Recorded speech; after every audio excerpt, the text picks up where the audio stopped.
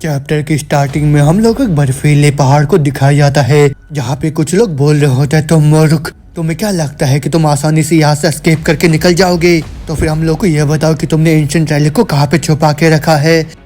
मूर्ख, तुम्हें सही में लगता है कि मैं इतना आसानी से तुम लोग को बता दूंगा? तुम एरोगेंट ब्लास्टार्ड। ना छोड़ो, उसको भूल जाओ। हमें सबसे पहले हमारे मेन स्क्वाड को यहाँ पे कांटेक्ट करना होगा। हम लोगों को हमारा नॉर्थर्न फैंटम मिल गया है, तो फिर प्लीज हमारे कोऑर्डिनेट को यहाँ पे कंफर्म करिए। तुम तो सही में बहुत ही ज्यादा जिद्दी हो और मेरे को तो अभी भी जरा सा विश्वास नहीं हो रहा है। तुम अभी भी यहाँ पे टिके हुए हो, इसके बावजूद भी कि तुम्हारे दोनों हाथ यहाँ पे कटे हुए हैं। लेकिन तुम हमको ये बताओ कि तुम्हारा जो नॉर्थर्न फैंटम है वो एम्परर के रैली के पीछे क्यों पड़ा हुआ है, और तुम्हारा ऐसा करने के पीछे क्या मेन रीजन हो सकता है? और हम लोग तो यहाँ पे जरा से भी रुकने नहीं वाले हैं नॉर्थर्न फैंटम, जब तक तुम यहाँ पे भीख ना मांग लो हम लोगों से, वो भी तुमको जान से खत्म करने के लिए। तो फिर चलो हम लोग पहले डिसाइड करते हैं कि सबसे पहले तुम्हारे सर को अलग करे या फिर तुम्हारे पाँव को काटे। नहीं, ऐसा कुछ भी नहीं होने वाला है और मैं इस तरीके से यहाँ पे मरने नहीं वाला हूँ, वो भी बिना कुछ करे। मैं ड्रेकर हाउस होल्ड का फर्स्ट फील्ड अवेकनर, मेरा नाम जिग ड्रेकर है, लेकिन बस इसलिए कि मैंने great dragon slayer house hold में जन्म लिया है, लेकिन उसके बावजूद भी मेरे बॉडी में जरा सा भी ऑरा नहीं है और मैं फेल्ड हो गया, वो भी अवेकन होने के लिए, जिसको कि असल में एक नाइट होना चाहिए था। उसी वजह से मेरे को बिल्कुल ही किसी ट्रैश की तरह ट्रीट करा गया और फिर उसके बाद मेरे को खुद की हाउस होल्ड से बाहर निकाल दिया गया। उसी वजह से मैंने सब कुछ ट्राई करा, वो भी स्ट्रॉन्गर बनने के लिए, वो भी इस दुनिया में सरवाइव करने के लिए। और किसी ने मेरे को बोला था कि अगर मैं स्ट्रेंथ का ही पीछा करते रहूंगा तो फिर अंत में मेरे पास कुछ भी नहीं बचेगा। लेकिन जो स्ट्रॉन्ग होते वो हमेशा ही कमजोर लोगों के ऊपर अपना धौंप जमाते हैं और फिर उनके बाद जो सब कुछ भी होता है वो सब खो देते हैं, और यही सच्चाई है इस दुनिया का। क्या मेरे को लग रहा है मैं यहाँ से एस्केप नहीं कर सकता हूँ। ना बोलते वो अपने आर्म को दुआ से अपने हाथ में जोड़ लेता है और वही देख के एनिमी बोल रहे होते हैं, ये क्या, इसने तो अपने हाथ को दुआ से जोड़ लिया है। लेकिन भले कुछ भी हो, अगर हम लोग इसके सर को काट के अलग कर देते हैं तो फिर ये यहाँ पे खत्म हो जाएगा। ना बोलते वो सारे के सारे एक साथ मिलके वापस ज़ीग के ऊपर हमला कर देते हैं, लेकिन उसके थोड़ी देर बाद ज़ीग उन सबको तो खत्म कर देता है, लेकिन उसका हालत भी एकदम मरने के कगार पे आ जाता है। देखने में तो ऐसा लग रहा है मैं जल्दी यहाँ पे मरने वाला हूँ और अब तो मैं यहाँ पे रिवेंज भी नहीं ले सकता हूँ। लेकिन मैंने किसी तरीके से उन लोगों से रेलिक तो चुरा लिया है जिसके पीछे वो एम्परर पड़ा हुआ था, लेकिन मैं गैस कर रहा हूँ कि मैंने आखिरकार कुछ तो हासिल कर ही लिया है। सॉरी, लेकिन मेरे को माफ करना एलिसिया। लेकिन उसके वहाँ पे बेहोश होने से पहले वहाँ पे चमत्कार होता है। तुम्हारे स्ट्रॉन्ग विल के वजह से तुमने यहाँ पे एंशिएंट पावर को अवेकन कर लिया है, जो सोल है एल्डर ड्रैगन का। तुम्हारे विल के वजह से तुम्हारे बॉडी के अंदर आ गया है और एक अर्जेंट मेजर यहाँ पे एक्टिवेट हो गया है। ज़ीग ड्रैगर, क्या तुम एग्री करते हो? ये क्या, मेरे को तो कुछ अजीब से फालतू बातें सुनाई दे रहा है, और क्या मैं अभी मरने वाला हूँ क्या? ज़ीग, क्या तुम एग्री करते हो? शांत हो जाओ थोड़ी देर के लिए प्लीज। जो अवेकनर एग्रीमेंट है वो यहाँ पे कंफर्म हो गया है, एक अनरिवर्सेबल प्रॉमिस पावर यहाँ पे एक्टिवेट होना स्टार्ट हो गया है। 5 4 3 2 1। अगर आप लोगों को इंट्रो पसंद आया तो मैं बता सकता हूँ आप लोगों को ये पूरा सीरीज भी बहुत ही पसंद आएगा, और इसमें जो हमारा MC होने वाला है वो बहुत ज्यादा ओवर पावर्ड होने वाला, साथ में उसके अंदर ड्रैगन की भी पावर होने वाली है, और आगे आप लोगों को बहुत सारे नए नए वाइफूज और साथ में बहुत ही इंटरेस्टिंग कैरेक्टर्स भी मिलने वाले हैं। तो फिर चलो अब समय को और न बर्बाद करते हुए एपिसोड को स्टार्ट करते हैं। तो चैप्टर के स्टार्टिंग में हम देखते जो ज़ीग होता है वो दुआ से रिग्रेस होकर एक छोटे से बच्चे में बदल चुका होता है, और फिर वहाँ पे वो बोल रहा होता है, ये क्या दोबारा होश आने के बाद मैं तो इस तरीके से दिख रहा हूँ, तो फिर मैं क्या दुआ से पास्ट में वापस आ गया हूँ क्या?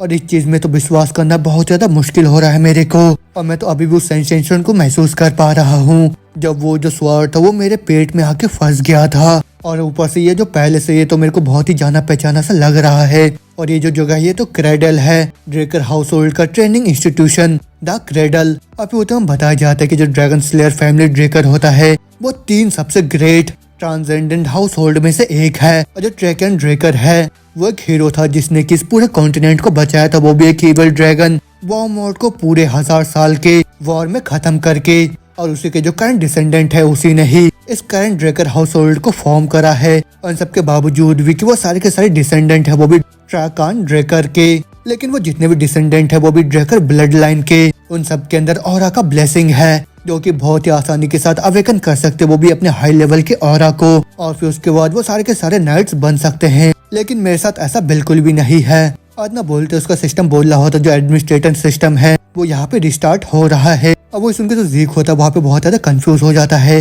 और फिर वो बोल रहा होता है क्या मेरे को कोई आवाज सुनाई दिया क्या यहाँ पे। और फिर सिस्टम बोल रहा होता है जो सोल है अवेकनर का वो यहाँ पे कंफर्म हो गया है और जो सोल अवेकनर है वो यहाँ पे 100% अलाइंड हो गया है और वो जो चूजन अवेकनर है उसने अभी रिसीव करा है वो भी एल्डर ड्रैगन को और उसका जो मर्जिंग है वो पूरी तरीके से सक्सेसफुल हो गया है और तुमने हासिल भी कर लिया है वो भी अथॉरिटी के साथ पार्ट होने का और तुमसे मिलकर बहुत ही अच्छा लगा जीक ड्रैगर। तो फिर तुम्हारा जो सिस्टम विंडो यहाँ पे एक्टिवेट हो रहा है और इतना सुनते उसका विंडो तुरंत वहाँ पे खुल जाता है और वही देख के जीक भी बोल रहा होता है यहाँ पे तो बहुत सारे मैजिक वीडियोस है तो फिर क्या वो जो आर्टिफैक्ट है वो यहाँ पे एक्टिवेटेड हो गया है क्या। इतना बोलते उसका सिस्टम विंडो तुरंत ही वहाँ पे खुल जाता है उसमें वो उसके सारे स्किल्स और साथ में पावर्स के बारे में बताने लग जाता है और वही देख के जील उसको पकड़ने का ट्राई कर रहा होता है लेकिन उसका हार आर पार चले जाता है और वो बोल रहा होता है यह क्या मैं तो इस मैजिक वीडियो के आर पार जा पा रहा हूँ लेकिन उसी सेम तरीके से मैं तो इसमें नेविगेट भी कर पा रहा हूँ और ऊपर से ये क्लास स्किल्स ये सब क्या है और ड्रैकोनिक लैंग्वेज ये लैंग्वेज तो करंट एज में इस्तेमाल नहीं करा जा सकता है और मेरे मास्टर ने एक बार मेरे को बताया था। अदना बोलते याद कर रहा होता कि उसके मास्टर ने बताया था कि जितने भी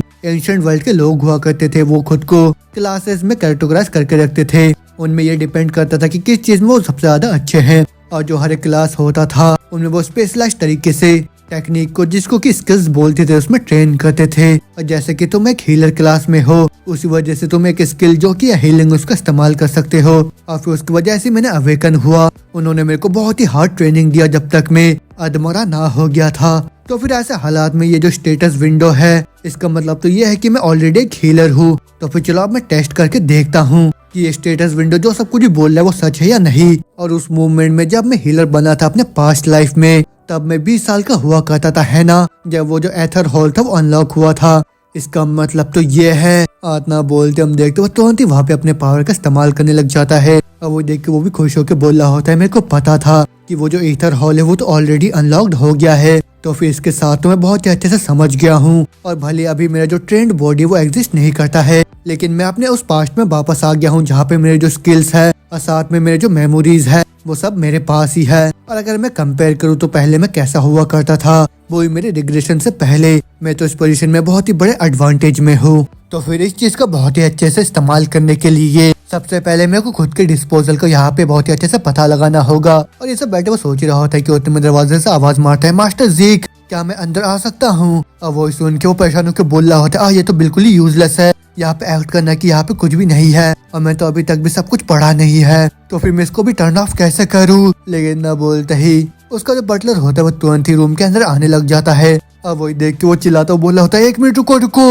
लेकिन होते में बटलर तुरंत ही अंदर आके बोल रहा होता है मेरे को तो जरा सा विश्वास नहीं हो रहा है कि आप अभी तक तैयार नहीं हुए हो और आप अभी भी यहाँ पे बैठे क्या सोच रहे हो। अब वो सुनकर जीक कंफ्यूज होकर बोल रहा होता है तैयारी लेकिन किस चीज के लिए। अब वो सोच रहा होता है मैं गैस कर रहा हूँ कि ये मेरे स्टेटस विंडो को नहीं देख पा रहा है। क्या रिलीफ की बात है। मगर में जो डेकर होता है वो गुस्से में बोल रहा होता है आप सीरियसली मेरे से ये पूछ रहे हो कि किस चीज के लिए मास्टर जीक। और वही सुन के जो जीक होता है वो सोच रहा होता है जब मैं यंग हुआ करता था तब तो मैं बहुत ज्यादा डरता था वो भी डेकर से लेकिन अब जबकि मेरे पास दिमाग है वो भी 30 साल के आदमी का तो फिर उसी वजह से मेरे को अभी उतना भी ज्यादा डर महसूस नहीं हो रहा है। और कितना बोलता उसका सिस्टम जो होता है वो तुरंत क्लास स्किल कंपाउंड माइंड को वहाँ पे एक्टिवेट कर लेता है। और फिर उसके बाद जीक भी बोल रहा होता है मेरा जो नर्वसनेस था वो तो अचानक से गायब हो गया है। और ना बोलते वो देखता है उसका जो स्किल होता है कंपोज माइंड उसके मदद से उसका जो दिमाग होता है पूरी तरह से शांत हो जाता है। और फिर बोल रहा होता है हाँ ये टूल तो बहुत ज्यादा अच्छा है ये तो ऑटोमेटिकली यहाँ पे एक्टिवेट हो गया है। और फिर उतने में साइड से डकर बोल रहा होता है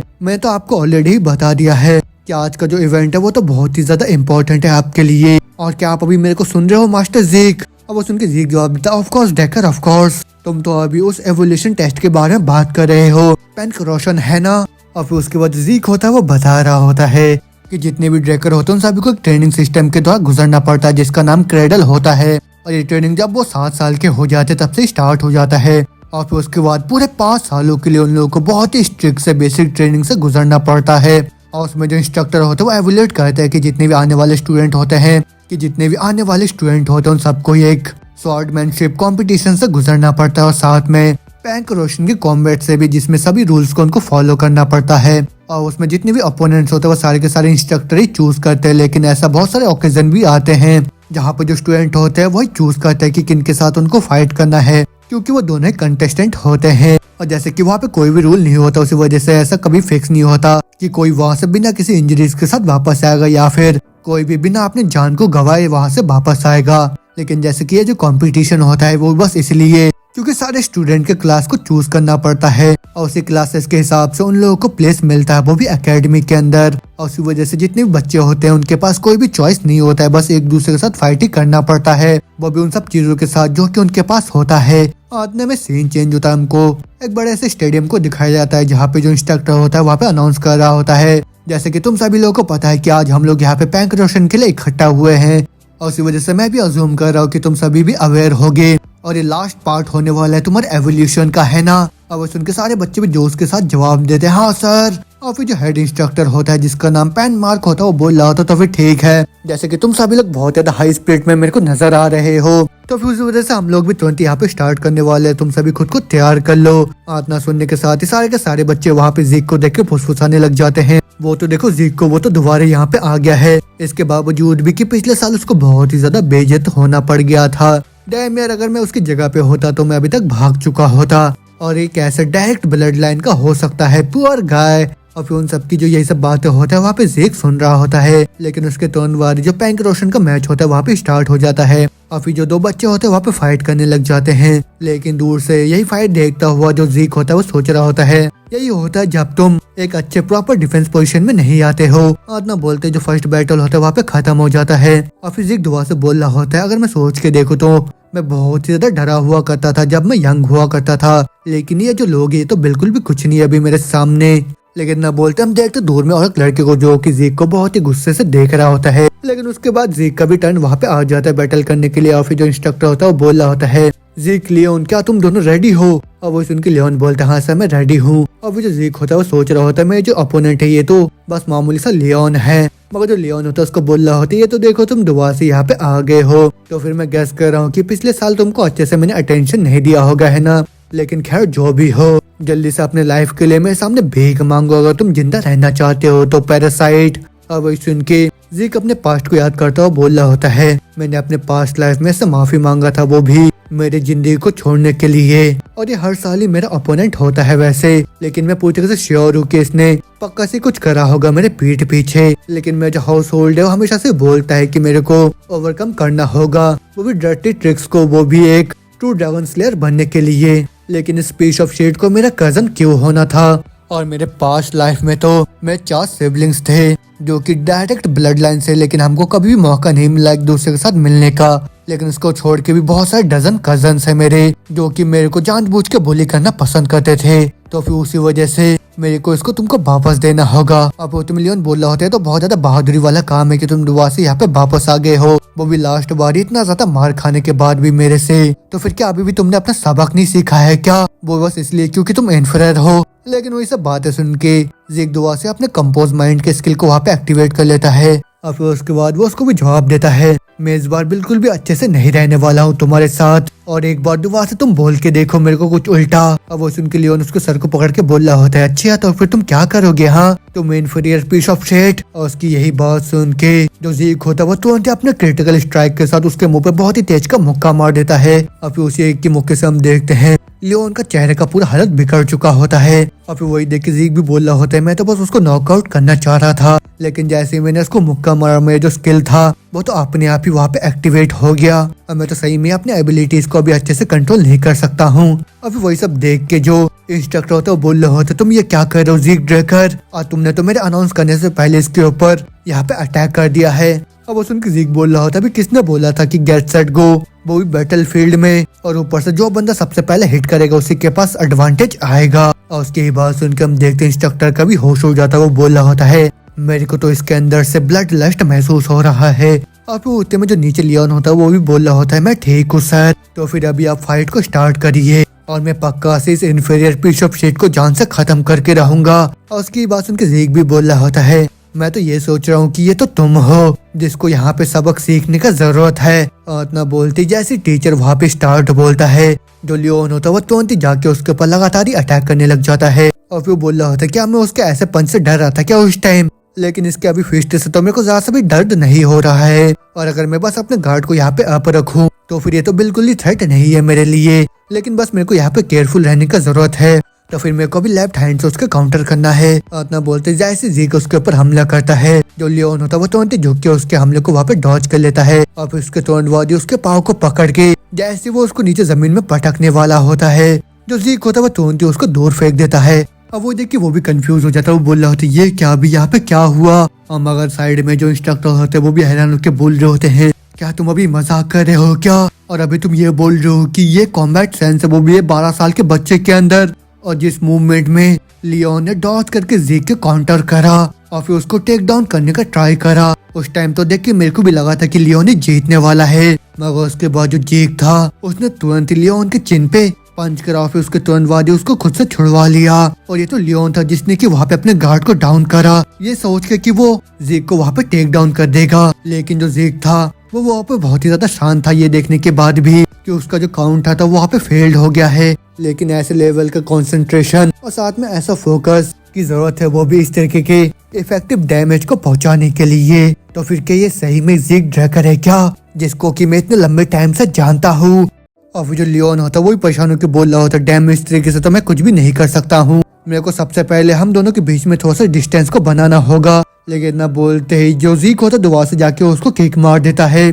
और फिर जिस लियोन परेशान होकर बोल रहा होता है, शेट ये इतना ज्यादा स्ट्रॉन्ग कैसे हो सकता है जबकि इतना ज्यादा छोटा है, तुम इन्फीरियर लिटिल। लेकिन वही जो ज़ीक होता है वो खुश होकर बोल रहा होता है, तो फिर ठीक है, इस बार तो मैंने अपने स्ट्रेंथ को बहुत ही अच्छे से कंट्रोल कर लिया है। लेकिन ना बोलते ही जो लियोन होता है वो भी उसके ऊपर जाके पंच मार देता है। लेकिन उतने में ही उसका सिस्टम तुरंत ही हाइटेंड सेंस को वहाँ पे एक्टिवेट कर देता है। और फिर जिससे जो ज़ीक होता है वो स्लो मोशन में लियोन के पंच को आता हुआ देख बोल रहा होता है, ये फीलिंग ये तो बहुत ज्यादा फैमिलियर है, और जैसे कि मैं अभी बहुत ज्यादा यूज्ड टू हो गया हूँ, वो भी अपने एथर को कंट्रोल करने के लिए। तो फिर उसी वजह से मैं इस फाइट को तुरंत ही यहाँ पे खत्म कर दूंगा। इतना बोलते ज़ीक तुरंत ही लियोन के हाथों को पकड़ के उसको बहुत ही तेज कर नीचे जमीन में पटक देता है। और फिर उसके बाद दुआ से अपने प्रिसाइज स्टेप का इस्तेमाल करके उसके चेस्ट के ऊपर हमला करके उसके ही रिब केज को वहाँ पे तोड़ देता है। लेकिन ज़ीक वहीं पे नहीं रुकता, वो दुआ से उसके ऊपर हमला करता हुआ बोल रहा होता है, तुम जैसे मूर्ख को भी एक सबक सीखने का जरूरत है। मगर मार खाता हुआ लियोन बोल रहा होता है, रुक जाओ मेरे को छोड़ दो, माफ कर दो। लेकिन ज़ीक का ऐसा नया रूप देख के वहाँ पे जितने भी लोग होते हैं उन सबका पूरा होश हो चुका होता है। लेकिन उसके बाद जो ज़ीक होता है वो बोल रहा होता है, मेरा जो माइंड है अभी तो पूरी तरीके से शांत हो गया है, और अब जबकि मेरा पसीना भी यहाँ पे निकल गया, उसी वजह से मैं यहाँ पे बहुत ही अच्छे के साथ लोगों को पहचान पा रहा हूँ। अब तुम सभी अभी मेरे तरफ देखना बंद करो और यहाँ मेरे सामने आ जाओ, अगर तुम्हारे पास कुछ है मेरे को बोलने के लिए तो। अब उसकी ये सब बातें सुनने के बाद हम देखते भीड़ में से एक लड़का वहाँ पे बोल रहा होता है, ज़ीक ड्रैकर मैं तुमको अपना ओपोनेंट चूज करता हूँ, वो भी पैंक रोशन के लिए, और जैसे कि अभी मेरे पास कुछ है तुमको बोलने के लिए। अब वो तो बताया जाता है कि ये ज़ीक का और एक कजन होता है जिसका नाम जैकन होता है। अब उसका ज़ीक भी बोल रहा होता है, हाँ ठीक है, लेकिन तुम अकेले बहुत ज्यादा बोरिंग हो जाओगे मेरे लिए, लाइमस्टोन तुम भी उसको ज्वाइन करो मेरे साथ फाइट करने के लिए। और फिर ये जो लाइमस्टोन होता है ये सर्वेंट होता है वो भी जैकन का। और फिर ज़ीक दोबारा से बोल रहा होता है, इस तरीके से तो एकदम ही फेयर फाइट होगा मेरे साथ। लेकिन वही सुन के जो जैकन होता है वो बोल रहा होता है, क्या तुमने अभी मेरे को इंसल्ट करा है क्या।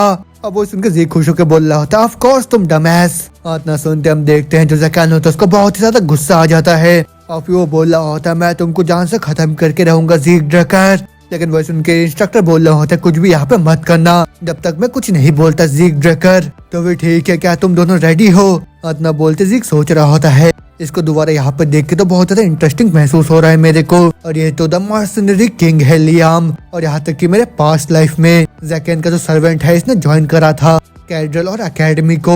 लेकिन जैसे कि वो एक डिस्टेंट रिलेटिव है तो फिर उस वजह से उसको पीछे छोड़ दिया गया था एजुकेशन की वजह से। और फिर उसके बाद उसने भीख मांगा, वो भी हायर एजुकेशन को ज्वाइन करने के लिए, वो भी वालहला एकेडमी के अंदर। लेकिन इवेंचुअली उसको ज्वाइन करना पड़ी, वो भी नाइट्स को, वो भी एक स्मॉल नेशन के जिसको सभी लोग वार्नॉन से जानते हैं। और फिर जब एक बार वार्नॉन गिर गया तो उसके बाद वो भी एक मर्सनरी बन गया। लेकिन किसी भी चोटिक टाइम के अंदर जितने भी लोग थे वो स्ट्रॉन्ग लोगों से फॉल होते रहे, और फिर उसी के इतने लंबे टेन्योर के साथ वो भी एक मर्सनरी में वो एक रेड नाइट में बन गया। उसके बाद उसने खुद के ही स्टोन मर्सनरीज को स्टार्ट कर दिया, और फिर उसके बाद उसने जो 3 लार्जेस्ट मर्सनरी ग्रुप्स थे उनको इकट्ठा कर लिया।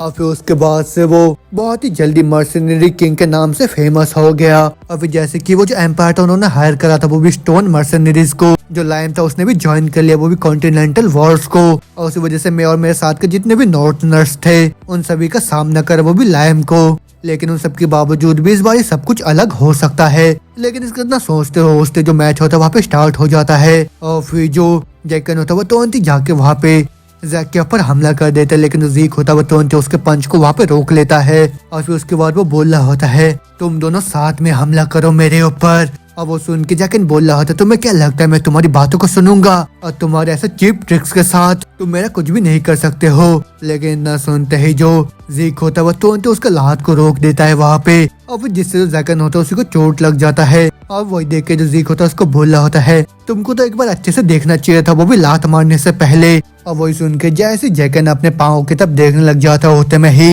जो जीक होता है वो तुरंत उसके ऊपर हमला करने के लिए बढ़ता हुआ बोल रहा होता है तुम अभी कहाँ पे देख रहे हो। और ना बोलते जैसे वो उसके ऊपर पंच मारने वाला होता है जो जैकन होता है तुरंत अपने पाँव को अड़ा देता है उसके पाँव के साथ। अब वही देख के जीक भी बोल रहा होता है अच्छा तुम इतने ज्यादा डरे हुए हो जिस वजह से तुम मेरे अटैक को भी यहाँ पे प्रिडिक्ट नहीं कर पा रहे हो और इसी वजह से मैंने तुमको बोला था कि दोनों एक साथ आओ मेरे ऊपर हमला करने के लिए। और ना बोलते जीक बहुत ही तेज का मुक्का मार देता है वापस जैकन के पेट में और फिर जिससे जैकन का पूरा हालत खराब हो जाता है। लेकिन जो जीक होता है बोल रहा होता है अभी भी काफी नहीं है मगर उतने में ही जो जैकन होता है वो चिल्लाता हुआ बोल रहा होता है लैम जल्दी से यहाँ पे आके तुरंत इस एसोल को जान से खत्म कर दो। अब वही सुन के जो लियाम होता है वो तुरंत उसकी तरफ बढ़ने लग जाता है अटैक करने के लिए। अब वही देख के जीक भी बोल रहा होता है ये भी 12 साल का ये है ना। लेकिन जो सबसे ज्यादा अनोइंग चीज है वो भी इस फाइट में वो ये है कि इसका जो रीच है ये सही में बहुत ज्यादा इंसेन है। उस वजह से मैं तो यहाँ पे कुछ भी नहीं कर पाऊंगा अगर मैं पहले इसको अपने ऊपर अटैक करने दूंगा तो फिर उसी वजह से मेरे को यहाँ पे लीड लेना ही होगा। आदना बोलने के साथ जीक होता है वो तुरंत ही अपने स्किल स्लैश को एक्टिवेट करके हर डायरेक्शन से वहाँ पे लियाम के ऊपर अटैक करने लग जाता है।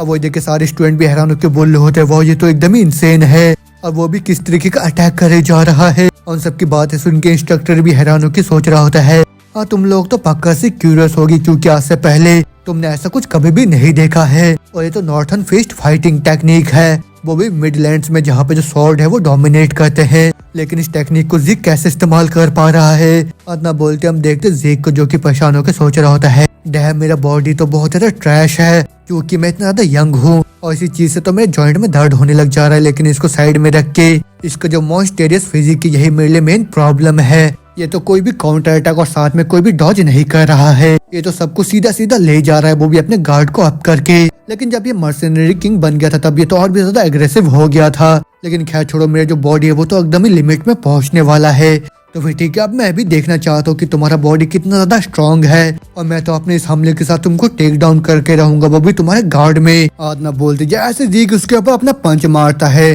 जो लियाम होता है वो तो उसको डॉज कर लेता है। अब वो देख के जीक भी परेशान होकर बोल रहा होता है यहाँ के लोगों के पास तो सही में बहुत ज्यादा इंसेन सेंस है। और उसके इतना बोलते है जो लियाम होता है वो तुरंत जीक के हाथ को पकड़ के जैसे उसको नीचे जमीन में पटकने वाला होता है जो जीक होता है वो तुरंत ही अपने घुटने से उसके सर पे मार के दुआ से अपने हाइटेंड सेंस को एक्टिवेट कर लेता है। और फिर उसके बाद वो तुरंत ही घूम घाम के लियाम के हाथ को वहाँ पे लॉक लगा देता है। और फिर उसके बाद वो बोल रहा होता है भले तुम्हारा बॉडी कितना भी ज्यादा स्ट्रॉन्ग क्यों ना हो तुम्हारा जो दिमाग है वो कुछ भी नहीं कर सकता वो भी बिना ऑक्सीजन के। लेकिन इसके इतना बोलते ही जो लियाम होता है वो अपने दूसरे हाथ से लगातार बहुत सारे पंचेस को मारने लग जाता है वो भी जीक के पेट में। और फिर जिससे जीक का भी हालत खराब हो जाता है वो बोल रहा होता है ये क्रेजी ब्लास्टर्ड।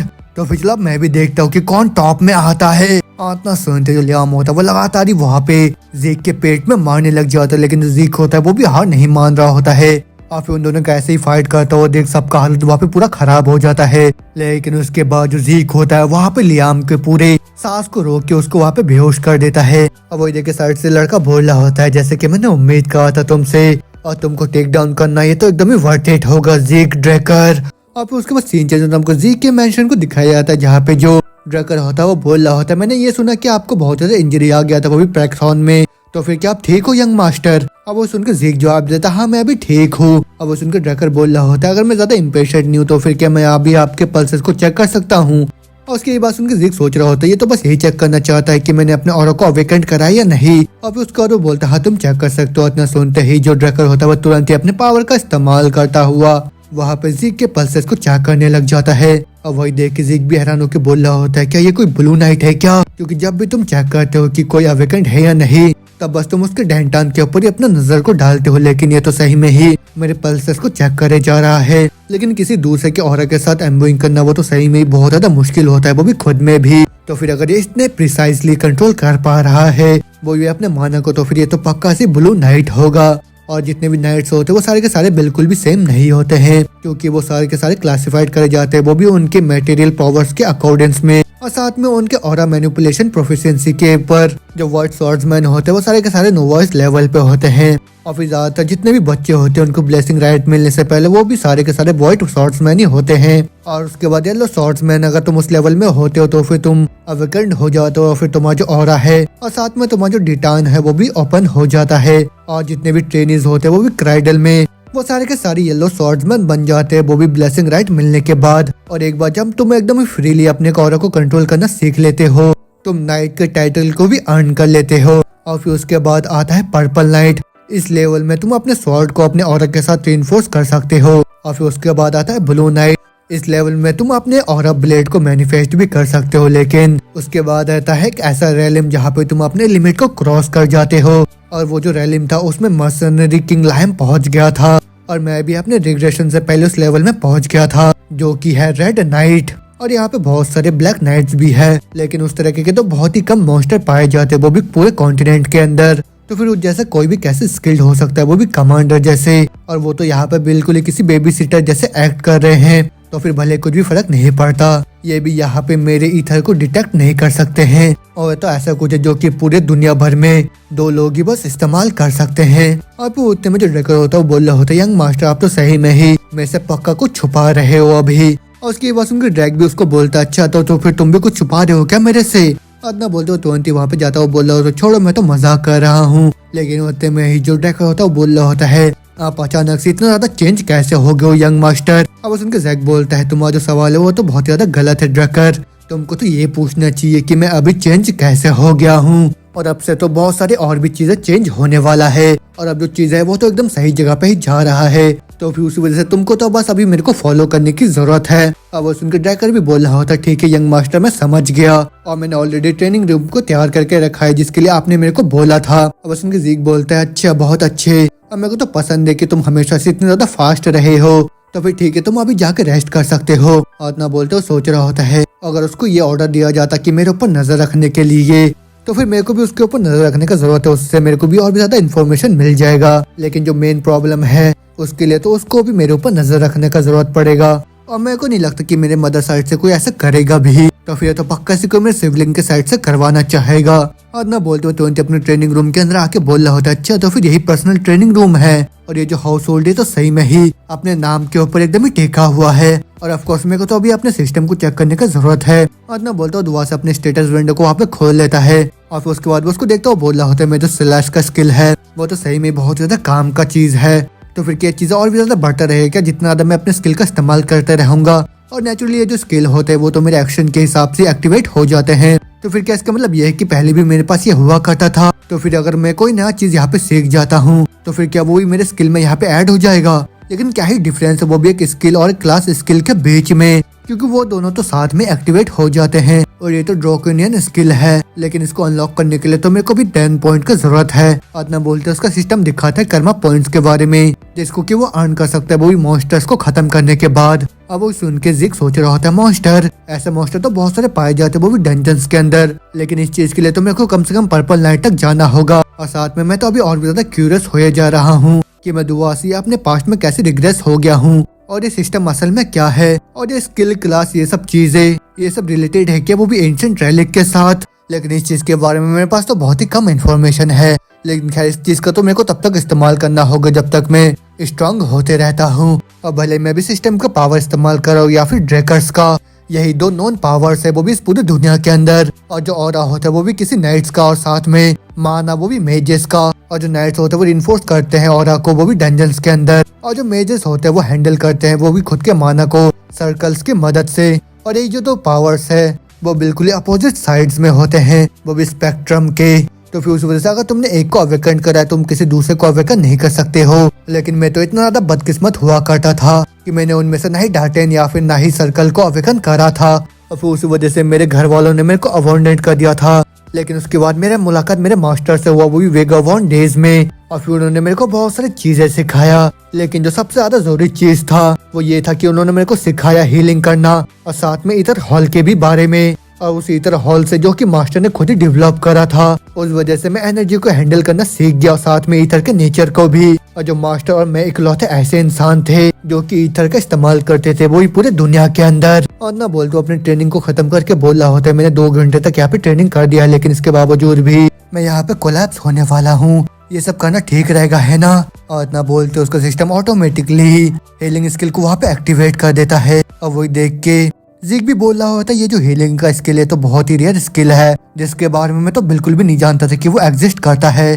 जब तक कि मैं अपने मास्टर से नहीं मिला था। तो फिर अगर मेरे को उसको इस्तेमाल करना होगा, वो भी 200 आदमियों के सामने, वो लोग बिल्कुल ही मेरे को किसी इरेगुलर जैसा ट्रीट करेंगे। उसी वजह से मैं उस चीज को अपने लास्ट फाइट में इस्तेमाल नहीं कर रहा था, वो भी लायम के खिलाफ। और मेरे को तुरंत ही आके खुद को हील करना पड़ गया जैसे ही मैं अपने रूम में वापस आया था। और अब तो मैं पूरी तरीके से रिकवर्ड हो चुका हूँ, और इस तरीके से मैं यहाँ पे चलता जाऊंगा। और इतना बोलते उसको ट्रेनिंग करते करते पूरा शाम हो जाता है। फिर जो जैक होता है वो बोल रहा होता है, ऑलरेडी अभी डिनर का टाइम हो गया है। और मैंने डेस्कर को क्या बोला था। और इतना बोलते पूरा 1 सप्ताह बीत जाता है, हमको कैड्रेल के कैफेटेरिया को दिखाया जाता है, जहाँ पे सभी बच्चे आपस में फुसफुसा रहे होते हैं, क्या तुमने सुना जिग के बारे में? वो तो एकदम ही अलग इंसान बन गया है अभी।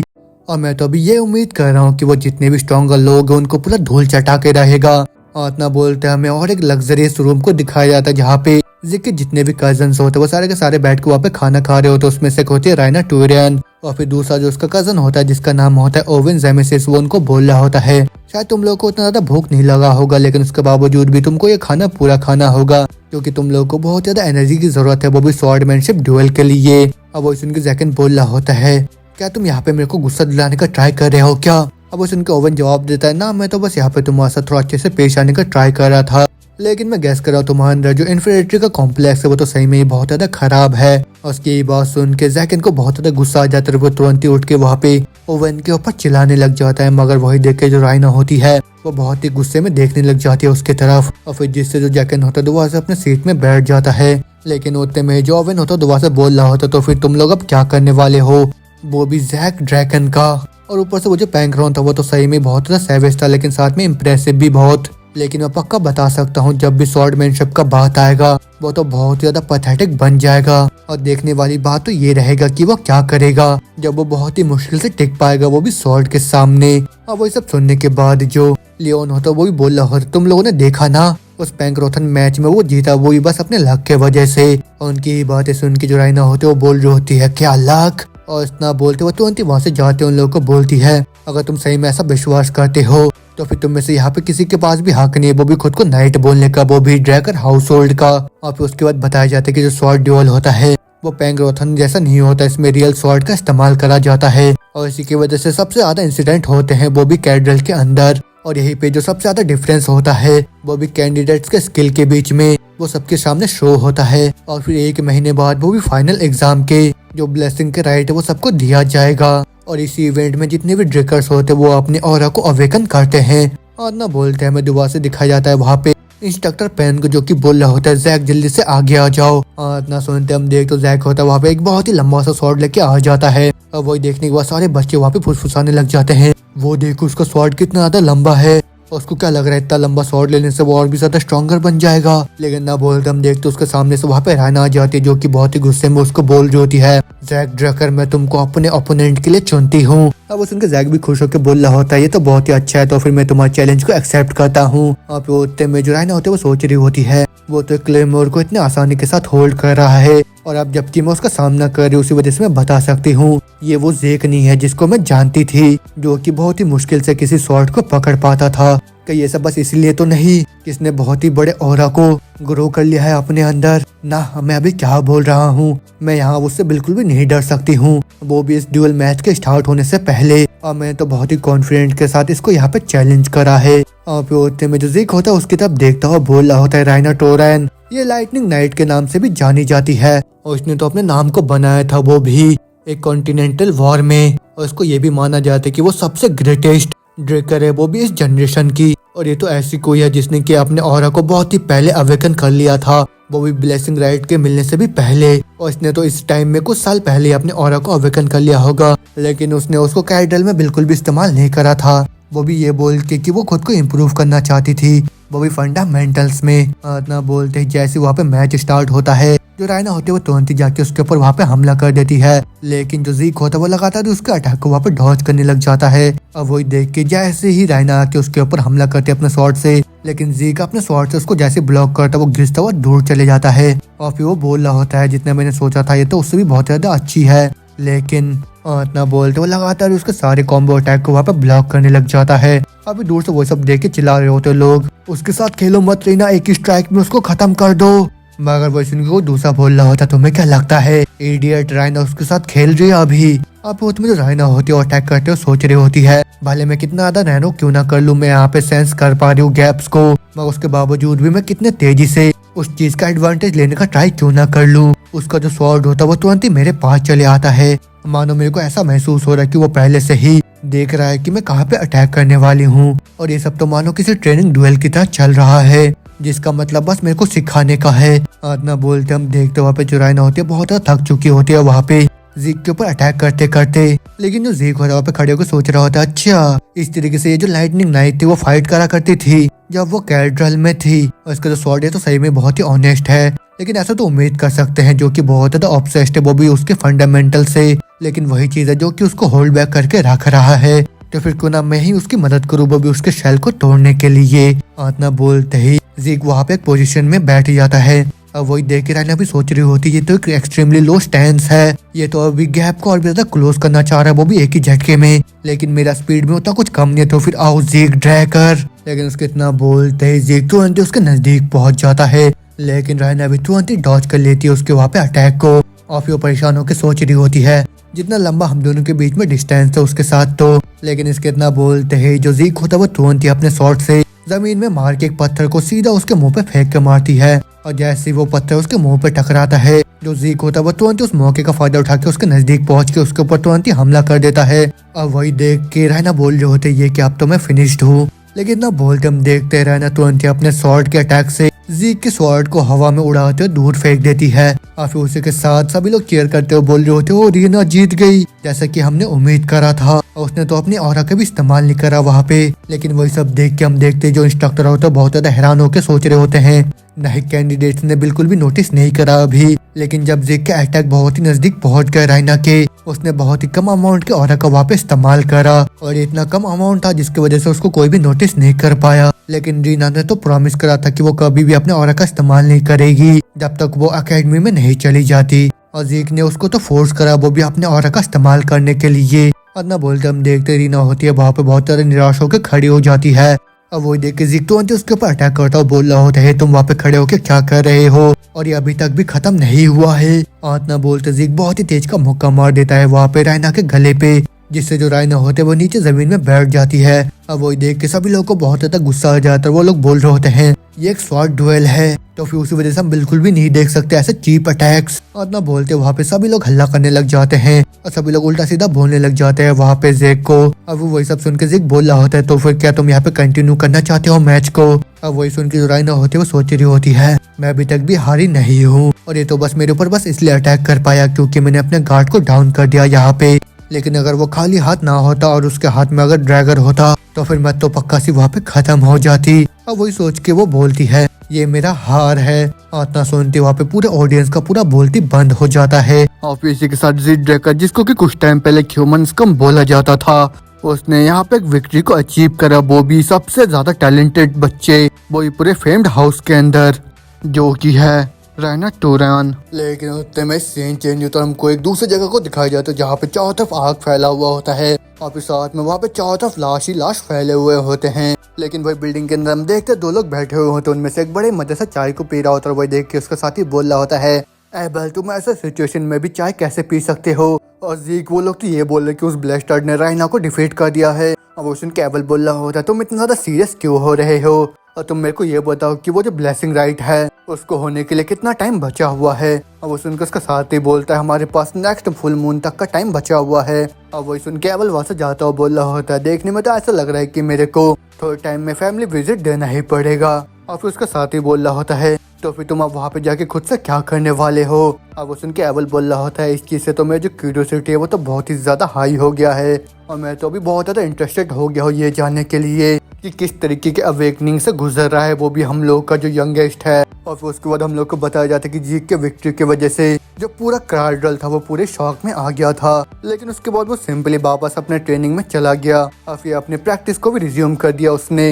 और फिर उसके बाद पूरा एक महीना बीत जाता और फिर जो ब्लेसिंग राइट का दिन होता है वो आ जाता है। मेरे को तो अभी थोड़ा सा भी समझ नहीं आ रहा है कि मैं किस तरीके से रेड नाइट बन गया था, वो भी ऐसे बॉडी के साथ मेरे प्रीवियस लाइफ में। तो फिर ठीक है, जल्दी से स्टेटस विंडो खुल जाओ। ओह, जैसे कि मैंने उम्मीद कहा था, मेरा जो स्किल है वो मास्टरी हो गया है, अब वो सरपास होकर एक्सपर्ट लेवल में पहुंच गया है। और मेरा जो स्किल जब भी रैंक अप होता है, इसका जो मास्टरी होता है वो रिसेट हो जाता है। और मैंने यहाँ तक तो मैनेज भी कर लिया, वो भी अपने स्विफ्ट स्टेप को रेस करके मास्टर करने के लिए। लेकिन ना बोलते जी को वहाँ पे कुछ महसूस होता है, वो बोल रहा होता है, डेकर अभी तुमको क्या चाहिए। अब उनके डेकर बोलता हम 2 घंटे में यहाँ से निकलने वाले हैं। अब उनकी जीक बोल रहा तो फिर ठीक है, मैं जल्दी तुमको ज्वाइन करूंगा, क्या तुमने सब कुछ रेडी कर लिया है। ना बोलते सीन चेंज होता, देखते जीक होता है अपने कैरेज में बैठ के कहीं पे जा रहा होता, फिर वहाँ पे सोच रहा होता है ये तो बहुत ही लंबा टाइम हो गया जब मैं मेन स्टेट में गया हूँगा।